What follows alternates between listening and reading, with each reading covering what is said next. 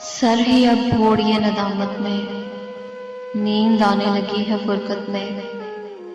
हैं दलीलें तेरे खिलाफ मगर सोचता हूँ तेरी हिमायत में। रूह ने इश्क का फरेब दिया जिस्म को जिस्म की अदावत में। अब फकत आदतों की वर्जिश है, रूह शामिल नहीं शिकायत में। इश्क को दरमियान न लाओ कि मैं चीरता हूँ बदन की उसरत में। ये कुछ आसान तो नहीं है कि हम रूठते अब भी हैं मुरव्वत में। वो जो तामीर होने वाली थी लग गई आग उस इमारत में।